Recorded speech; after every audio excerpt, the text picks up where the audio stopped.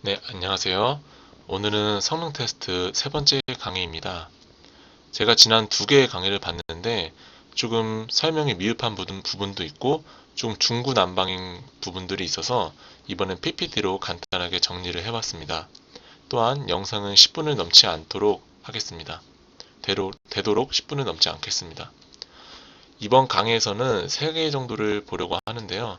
첫 번째로는 웹 시스템 가용성, 두 번째는 높은 가용성을 가지는 시스템을 설계하는 방법, 그리고 세 번째는 부하 테스트 기본 지식입니다. 자, 그럼 요즘에는 굉장히 많은 서비스들이 인터넷상에서 제공되고 있는데요. 바로 이 가용성이라는 것이 가장 중요한 것 중에 하나입니다. 가용성이 무엇이냐면은 서버와 네트워크 등의 시스템이 정상적으로 사용 가능한 정도를 말합니다. 즉, 서비스가 다운되지 않고 정상적으로 서비스를 유지하는 것입니다. 예를 들어서 우리가 인터넷 마트에 들어가서 특정 식료품을 사야 된다고 생각해 보세요. 사려고 이제 초록창에다가 검색을 하고 들어갔는데 홈페이지가 계속 안 뜹니다. 그럼 살 수가 없겠죠. 이런 것은 바로 가용성이 별로 좋지 않다고 볼 수 있습니다. 그렇기 때문에 가용성은 가장 지켜져야 되는 것 중에 하나이며 서비스가 항상 유지되도록 이제 서비스를 운영을 해야 됩니다. 서비스가 다운되는 이유는 굉장히 많은데요. 제가 몇 가지를 한번 적어봤습니다.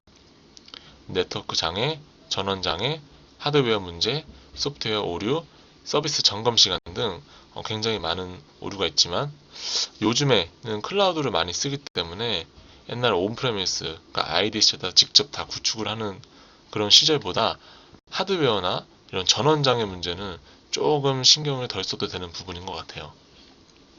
그럼 인터넷에 보면은 뭐 99.99%, 뭐 99.999, 999% 가용성을 보장합니다. 이런 글들을 많이 볼 수 있는데, 예를 들어서 99.99% 가용성은 제가 만약에 그런 서버 스펙을 가진 그런 가용성을 제공하는 그런 서비스를 사용했을 때 1년에 한 대략 53분 정도의 서비스 다운타임을 발생이 될 수가 있다는 것을 말하고 있습니다. 99.99999%는 53분보다 더 적겠죠? 그럼 바로 이런 높은 가용성을 가지는 시스템을 설계하는 방법에 대해서 굉장히 짧고 간단하게 설명을 드리겠습니다. 사실 장애가 아예 안 나게 서비스를 할 수는 없어요. 그것은 굉장히 이상적인 겁니다. 그렇다면 어떻게 해야 되냐? 서비스가 정상적으로 작동되지 않는 그런 장애 타임을 최대한 짧게 만드는 겁니다. 대표적으로 두 가지가 있는데요. 첫 번째로는 시스템 확장, 두 번째는 시스템 이중화가 있습니다. 어떻게 보면은 둘은 조금 같은 말이라고 볼 수가 있습니다. 시스템 확장에는 스케일 업다운이 있고 그리고 스케일 인아웃이 있습니다. 그리고 시스템 이중화에는 시스템 백업 및 멀티 클라우드가 있습니다. 시스템 확장에 대해서는 이 뒷페이지에 그림으로 간단히 보여드리겠습니다.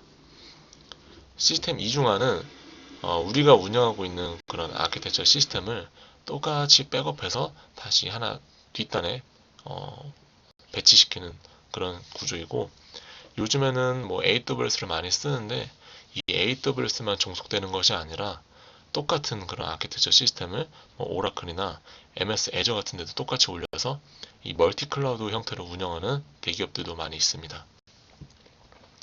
자, 그러면은 스케일 인아웃이랑 스케일 업다운을 한번 볼게요.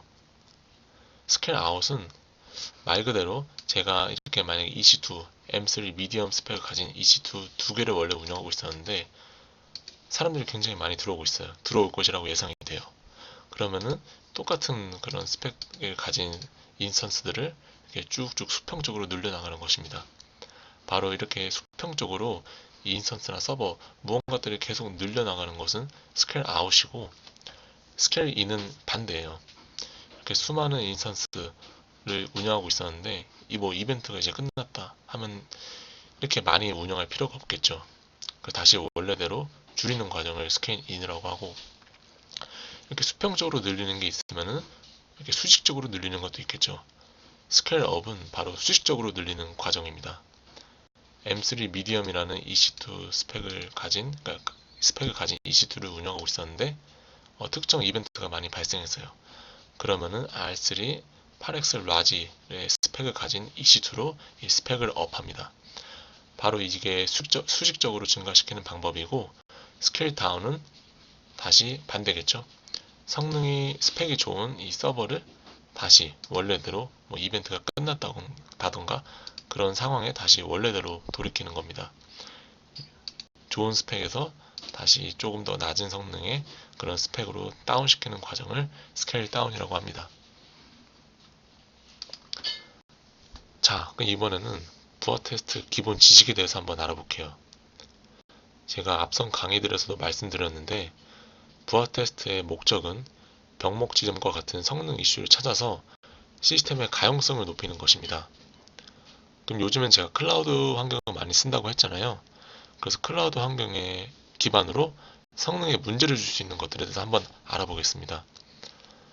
원래 더 많은데 저는 한 4개 정도를 대표적으로 들고 싶더라고요. 첫 번째로는 사용자의 증가.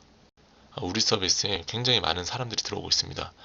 이벤트를 했기 때문에 배너를 타고 들어온다던가 여러 가지 조건이 있겠죠. 이렇게 많이 들어오면은 또 이 세 번째, 급증하는 DB 참조가 발생할 수 있습니다. 이렇게 되면 DB 락이 발생하기 때문에 좀 장애가 발생할 수도 있어요. 그 외에는 동시간에 많은 배치 작업을 발생시킨다던가 또 캐시 문제가 있을 수 있습니다. 캐시 문제를 예로 들어보자면은, 만약 회사에서 특정 아이템, 그러니까 특정 회원에게는 특정 아이템을 추천해주는 API를 개발했습니다. 그 만약에 처음에 부하 테스트를 하거나 사용자가 많이 증가했을 때는 이 사용자의 정보를 캐시에다 저장해 놓고 들어올 때마다 굳이 DB까지 API를 호출하지 않고 캐시에 저장되어 있는 그런 정보들을 바로바로 사용자에게 뿌려주는 경우도 많습니다. 하지만 보통 성능 테스트를 할 때는 이런 캐시는 꺼놓고 테스트를 합니다. 왜냐면은 성능에 사실 캐시가 있고 없고는 성능에 굉장히 많은 영향을 줄 수가 있어요. 왜냐면 DB까지 직접 찌르지 않기 때문에 앞단에서 뭔가 저장된 값들을 받고 뿌려주는 거기 때문에 성능의 차이가 생길 수밖에 없습니다. 그렇기 때문에 보통 회사에서는 성능 테스트를 할 때는 캐시 문제를 끄지만 회사의 정책에 따라도 달라질 수 있는 문제예요. 그러면은 이 시스템 성능, 그러니까 이제 부하 테스트를 했으면은 결과를 봐야 되잖아요. 그 결과를 뭘 보느냐? 사실 더 많지만 이 대표적으로 TPS와 Average Response Time, 응답 시간이 있습니다. TPS는 말 그대로 초당 처리량이에요. 여기 옆에 공식도 나와 있죠. Transaction per Second라고 해서 말 그대로 초당 처리량입니다. 보통 이 TPS는 회사에서 기준점을 주고, 이 응답 속도도 기준점을 줍니다. 웹의 경우 2초든 3초든 회사 나름대로의 그런 정해진 규칙을 주고, 그럼 이 액티브 유저를 구할 수가 있어요. 이 액티브 유저는 나중에 부하를 넣을 때 실크 퍼포머나 로드러너 같은 그런 툴에다가 액티브 유저를 설정할 때 필요하게 됩니다. 그럼 또 응답 시간, 즉 목적지에 도착하는 응답의 평균 처리 시간, 네트워크를 통한 데이터 왕복 시간을 말합니다. 그래서 이 두 가지가 가장 주로 보는 그런 지표이고, 사실 더 많이 있는데 그것은 제가 추후에 있을 동영상에서 직접 실습을 하면서 어떻게 분석을 하는지 한번 보여드리겠습니다. 이렇게 지금 말로만 했을 때는 살짝 이해가 좀 어려우실 수도 있는데 한번 그림을 그려봤어요. 이 첫 번째와 두 번째 두 개의 그림이 있는데, 이 첫 번째 먼저 볼게요. 이 물이 통과하는 파이프를 한번 그려봤습니다. 지금 지름이 굉장히 다른 것들에 비해 넓은 파이프죠. 이 첫 번째 파이프에서는 초당 물을 3리터를 밑으로 뿜어낼 수 있습니다. 그리고 소요 시간은 1초밖에 안 걸리고요. 그리고 두 번째 파이프는 지름이 좀 더 작죠. 초당 물을 1리터를 뿜어낼 수 있고 소요 시간은 지금 조금 더 길기 때문에 3초로 잡았습니다. 그럼 맨 마지막은 초당 물을 2리터를 밑으로 뿜어낼 수 있고 소요 시간은 지금 굉장히 짧죠. 0.5초입니다. 그럼 자, 위에서 물을 밑으로 흘려 보냈을 때 과연 병목 지점이 어딜까요? 바로 이 부분이 병목 지점입니다. 첫 번째 파이프에서는 물을 3리터를 밑으로 뿜어내고 있지만 두 번째 파이프는 아무리 위에서 물을 많이 줘도 1리터밖에 뿜어내지 못해요. 그러면 3리터가 흘러보냈지만 여기서 1리터만 흡수하고 있기 때문에 여기 2리터씩 계속 쌓이게 됩니다. 바로 이 부분이 병목 지점이에요. 그럼 자, 1리터씩 밑으로 뿜어내는데, 그럼 이 1리터씩 뿜어낸 물은 밑에 파이프, 그러니까 맨 마지막 파이프에서는 그대로 다 받아나겠죠. 왜냐면은 물이 2리터를 밑으로 뿜어낼 수 있는데 위에서 1리터밖에 내려오지 않기 때문에. 그렇기 때문에 이 전체적인 파이프의 그런 성능이라고 볼 수 있는데, 이 전체적인 파이프를 통해서 초당 뿜어져 나오는 물은 1리터라고 볼 수 있어요. 자, 그러면 이 병목점을 한번 해결해 봅시다. 이 병목점의 파이프에 지름을 한번 굉장히 크게 늘려봤습니다. 이번에는 초당 물을 3.5리터를 뿜어낼 수 있어요. 자, 그럼 이제는 병목점이 어딜까요? 하나의 병목점을, 첫 번째 병목점을 해결했는데 이번엔 두 번째 병목점이 새로 생겼습니다. 물을 3리터 뿜어내면은 당연히 여기서도 3리터를 뿜어내겠죠, 밑으로. 근데 여기서 물을 2리터밖에 수용하지 못합니다. 그럼 바로 이 부분에 1리터씩 병목이 생기게 됩니다. 그렇기 때문에 이 세 개의 파이프의 전체적인 초당 물을 뿜어낼 수 있는 그런 성능은 2리터라고 볼 수 있습니다. 지금 첫 번째보단 성능이 좀 더 좋아졌죠.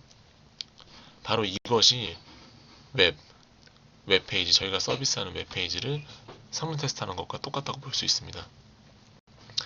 특정 구간마다 분명히 스펙 한계가 있어요.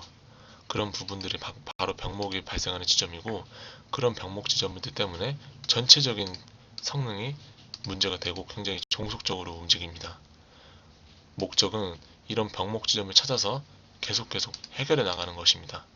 이런 것을 해결해 나가야지 시스템의 가용성도 늘릴 수 있고, 특정 이벤트에서 사용자가 많이 들어와도 안정적으로 받아낼 수 있고, 또 스케일 아웃이나 스케일 인아웃이나 업다운 같이 유기적으로 시스템 확장도 가능하도록 만들어주는 것이 바로 성능 테스트의 큰 목적입니다.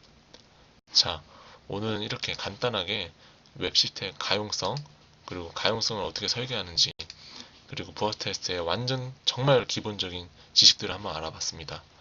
다음번 강의에서는 좀 더 상세적으로 한번 알아보는 시간을 가지도록 하겠습니다. 감사합니다.